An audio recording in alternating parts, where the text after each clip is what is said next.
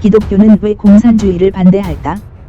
기독교인들은 공산주의와 함께할 수 없다. 왜일까?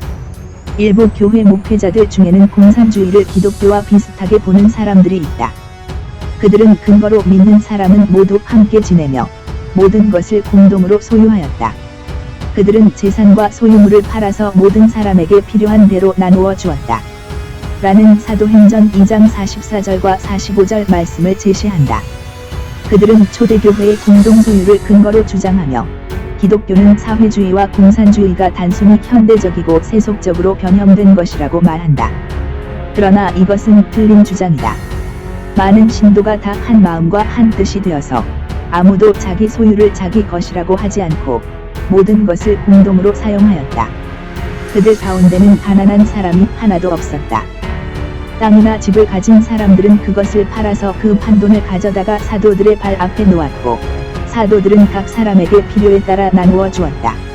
사도행전 4장 32절에서 35절을 통해 신약의 초대교회의 공동체 형성 과정을 보면 공의와 공평이 바탕되었다. 능력 있는 사람으로부터 필요로 하는 사람에게 라고 외친 칼 마르크스의 사상은 사도행전의 말씀과 별로 다를 것이 없어 보일 수 있다.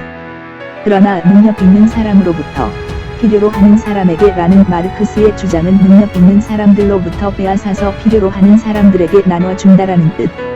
이런 논리로 마르크스는 공유, 공용, 공산, 평등 분배를 내세워 공산주의를 주창했다. 그러나 초대교회의 유무상통과는 다르다. 초대교회의 유무상통은 자발적이었고 모든 사유재산을 공유하는 것이 아니라 필요한 만큼 공유했다. 교회의 회원이 되기 위한 조건이 아니었으며 교회의 지침이나 제도에 의한 것이 아니었다. 기독교의 베풀은 자발적이고 기쁜 마음으로 하는 것이다.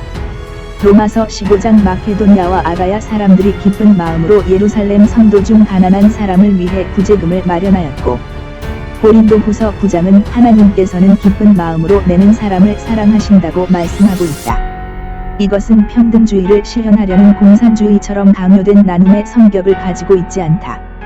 성경의 남을 위한 베풀은 강요된 베풀이 아니다. 성경은 기쁜 마음으로 하는 자발적 베풀이어야 한다고 가르친다. 기독교는 강요를 바탕으로 평등주의를 실현하려는 공산주의와는 전혀 다르다. 초대교회에서 자신의 땅과 소유를 팔아 교회에 내놓는 일은 사도들의 지시에 의한 것이 아니고 가난한 지체를 도우려는 성도들의 자발적 행위였다. 이것은 공산주의의 강제적인 폭력에 의한 재산 분배와는 전혀 다르다. 공산주의는 개인의 자발성을 무시하고 모든 재산을 무조건적으로 강제 공유화했다. 공산주의는 모든 자본을 국유화하려는 인간의 목표만 있을 뿐 가난한 자들에 대한 자발적 사랑과 하나님에 대한 신앙이 아니다. 목적이 선하다고 모든 수단과 방법을 가리지 않고 투쟁할 것을 공산주의는 그 행동감명으로 말하고 있다.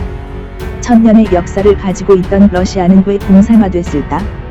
러시아인들 스스로 무신론인 공산주의를 택했을까? 천만에.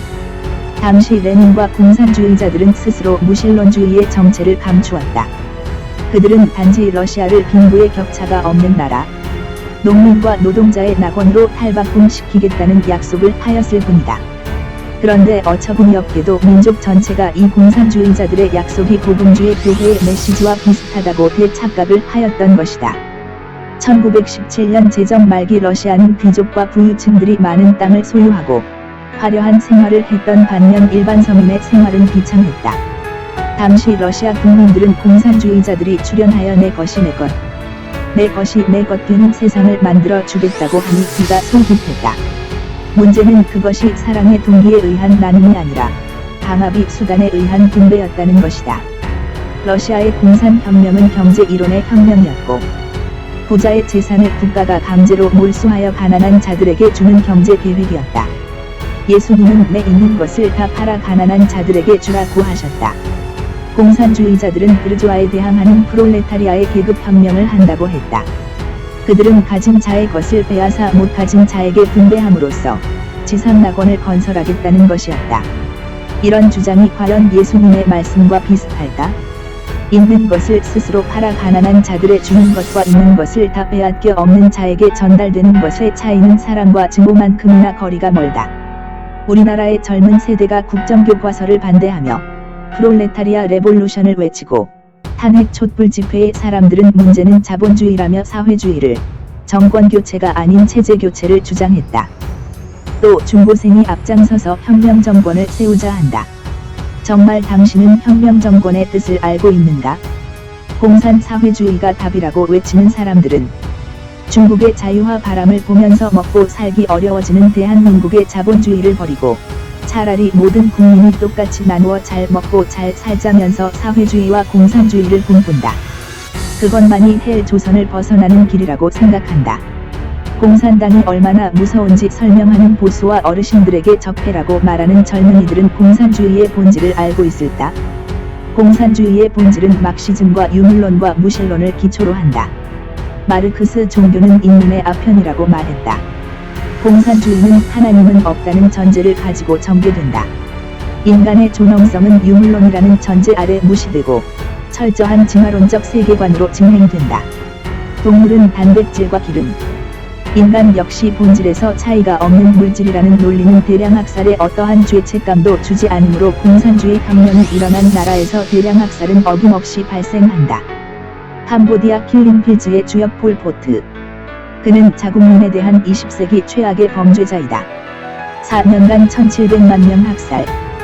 크메르주의 폴포트 정권은 무엇을 위해 학살했을까?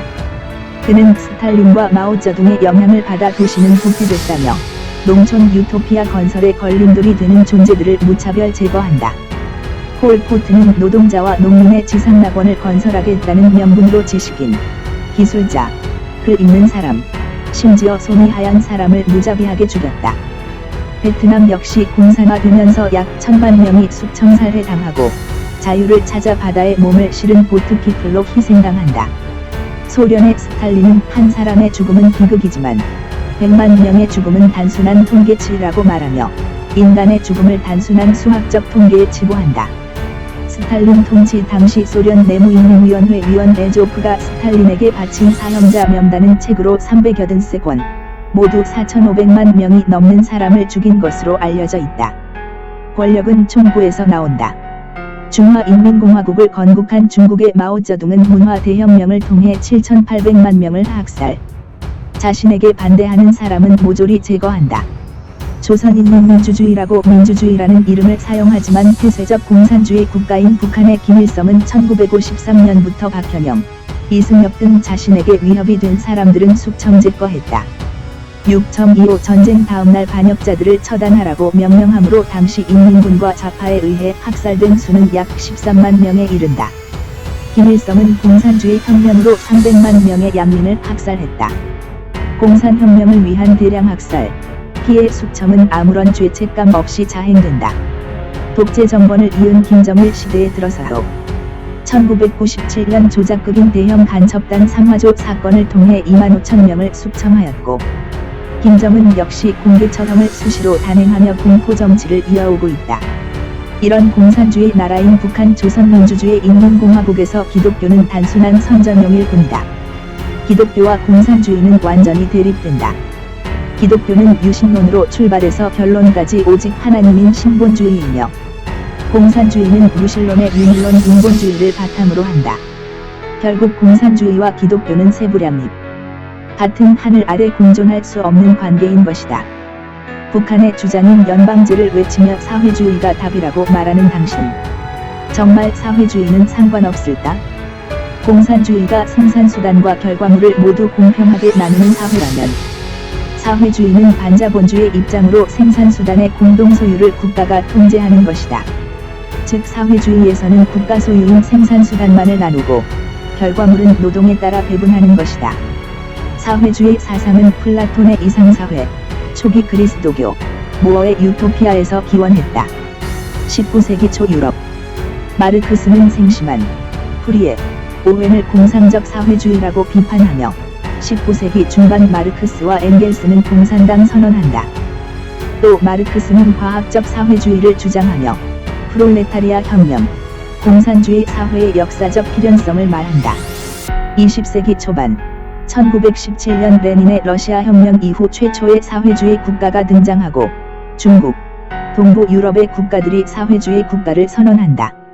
그러나 많은 사회주의 국가들은 1951년 독일 프랑크푸르트 선언을 통해 독재로부터 인간의 자유와 존엄을 지키기 위해 정치적 민주주의가 불가피하다는 것을 선언하며 사회주의 혁명을 포기, 의회를 통한 개혁을 단행한다.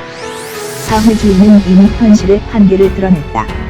심각한 경제 침체를 가져왔으며 개인의 인권 침해와 새로운 불평등이 발생했다. 공산주의는 안 되지만 사회주의는 괜찮다고요. 천만에. 사회주의는 쉽게 생각하면 낮은 단계의 공산주의인 것이다.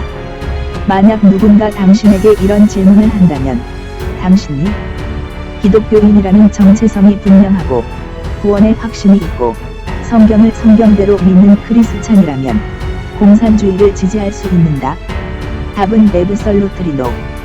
기독교인들에게 공산주의는 세부량입. 단순한 종교의 자유를 떠나 절대 함께 할 수 없는 존재인 것이다.